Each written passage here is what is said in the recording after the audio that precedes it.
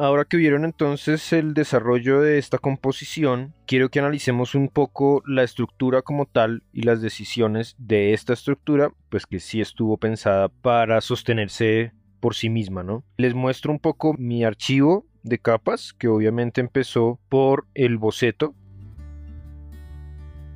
Luego de ahí, de tener ese boceto, hice pues el lettering, digamos, de la composición con ayuda de esta rejilla que me ayuda un poco a la inclinación. Recuerden los elementos de combinación, digamos, de grosor de trazos. El trazo delgado que no lo elegí no marcarlo. El trazo grueso estándar, que es este azul que se repite durante toda la composición. Yo en el desarrollo de la composición fui moviendo el mismo círculo, entonces por eso solo hay uno ahorita en las capas. Y bueno, y estos trazos gruesos que los puse en algunas partes de la composición, ¿no? Hay trazos importantes, digamos, conectores como este trazo de la letra T, que es clave pues estructuralmente para conectar las ascendentes y la estructura misma, digamos, conectarla una con otra. Y lo mismo el subrayado de abajo, que también estructuralmente pues es como la otra pata de la estructura, pensando en que se va a sostener sobre las astas o las patas de la M, y este subrayado entonces es como el segundo apoyo al otro lado de la estructura. También está este adicional, digamos, este ornamento, que también lo mantuve como individual por si algo se movía, pues poder escogerlo y acomodarlo, ¿no? A que toque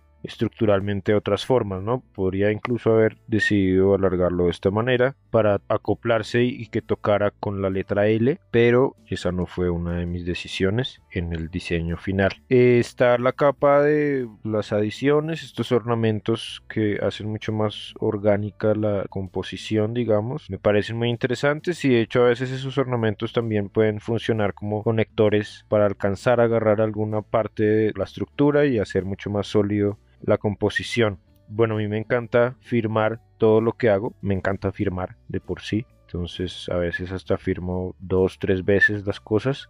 Agregué mi firma ahí, que igual estructuralmente también tiene pues su lógica, ¿no? La letra T nuevamente pues se alarga y alcanza a agarrar varias partes de la estructura. El subrayado nuevamente se ayuda y se acopla de varias piezas. Bueno, las firmas de graffiti, como ya les comenté, pues siempre están muy compactas y muy agarradas unas con otras, entonces eso ayuda mucho más a la estructura.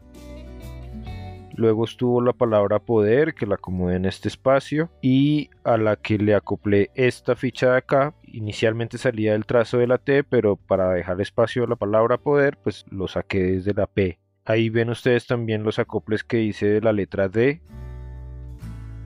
Quedan ahí flotando cuando apago la capa, y los acoples de la letra R para tocarse un poquito con la E y hacer un poco más sólida la estructura, ¿no? Y bueno, obviamente la palabra completa está apoyada sobre el trazo de la T.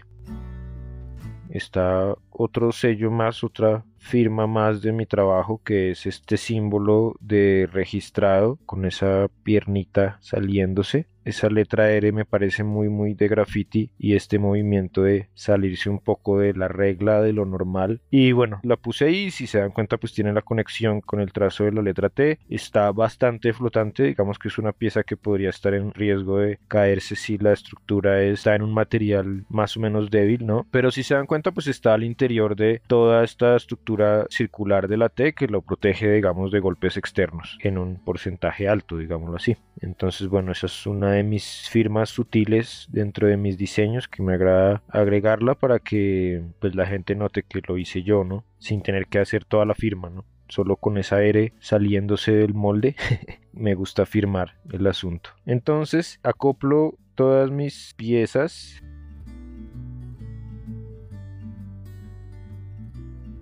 y hacemos pues la prueba que les decía que vale la pena hacer para asegurarse que todas las piezas estén conectadas unas con otras. Estamos parados en la capa que es y lanzamos entonces la gota de color. Ahí está, todas las piezas están conectadas unas con otras. La composición la hice para que se parara sobre la mesa, entonces si se dan cuenta, acerquémonos aquí a la pata, hice una figura que se monta un poco y que luego va a cortar la estructura ahí, y va a cortar la estructura acá. Se da cuenta que se monta la figura para cortarla en una línea completamente horizontal y conectada una con otra, ¿no? Al tener esa línea completamente horizontal, pues obviamente va a haber un apoyo sobre una estructura completamente recta para que esta pieza, digamos, negra que está acá, pues luego se convierta, digamos, en la mesa misma y la estructura de mental pues se pueda sostener en una superficie completamente plana. Entonces ahí eso es como la solución que hago y bueno, luego esto es hora ya de pasarlo a vectores, ¿no? Lo tenemos en alto contraste. Yo entonces decido enviarlo en PNG, que es el formato que mantiene las transparencias. Bueno, teniendo esta estructura ya lista, compacta para llevar en formato PNG a Illustrator, se me ocurrió que esta estructura yo la pensé para mandarla en corte láser y hacerla en tamaños grandes, como una cosa imponente de cierto tamaño, pero me pareció interesante en este momento diseñar una estructura más reducida, ¿no? Pensada para ser pequeña, para ser compacta. Y si quiero hacer algo compacto, realmente debo cuidar mucho más que a la hora de reducir esta estructura, por ejemplo, los delgados pues tengan un delgado manejable. En corte láser, sobre todo cuando se hace en madera, bueno, la mayoría de materiales recomiendan que los trazos delgados no vayan a ser menores a 1 milímetro. Si piensan en la medida de 1 milímetro, es una medida bastante pequeña y si es parte de una estructura que sostiene otros cuerpos y otras formas que de pronto tengan más peso o algo así, va a ser un problema estructural, ¿sí? Y a la hora de que el láser pase y queme, puede ser que queme un poco más del material y estos trazos tan delgados, más delgados del milímetro, puedan quebrarse incluso desde el corte láser o de pronto pues con la pequeña manipulación ya se quiebren.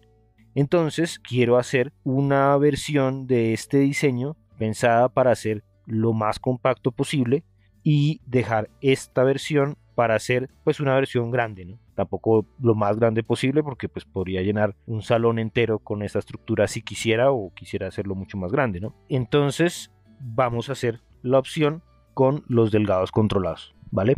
Ya les muestro el desarrollo.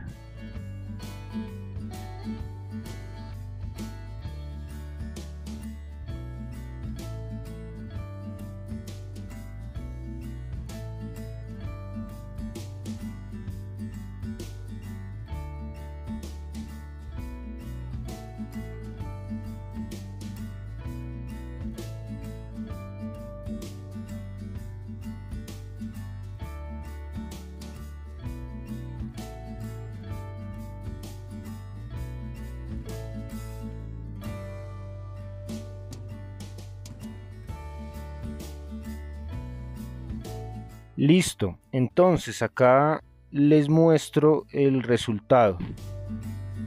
Reducimos la transparencia de esta capa.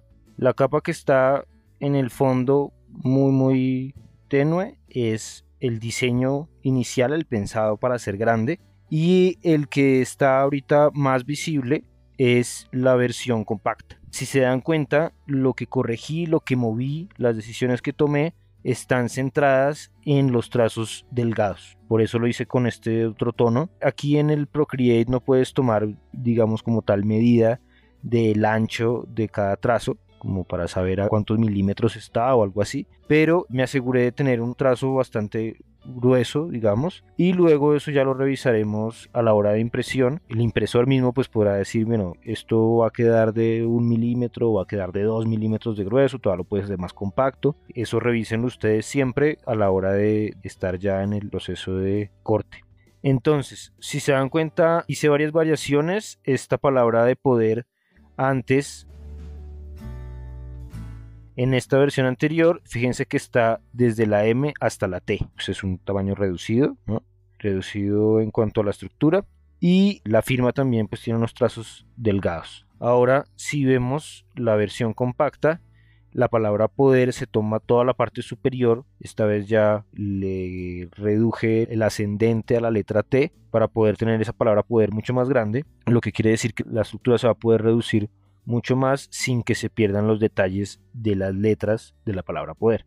Igual, si se dan cuenta, la firma está en un trazo mucho más grueso, mucho más robusto, para que a la hora de alejarme, es decir, hacerla más pequeña, el trazo pueda ser manejable y no sea más delgado de 1 milímetro a la hora de impresión. Entonces, bueno, ahí está. Si se dan cuenta, los cambios estructurales son varios. Revisen siempre mucho su estructura, revisen los tamaños mínimos, los tamaños máximos. Y bueno, estamos entonces con estos dos archivos. Acá se los muestro. El que está de fondo, que es el grande, puede ser todo lo grande que quiera. Este pequeño está pensado para ser lo más pequeño posible. Y bueno, Listo. Entonces, vamos a pasar a la vectorización rápida en la siguiente lección, así que te veo allá.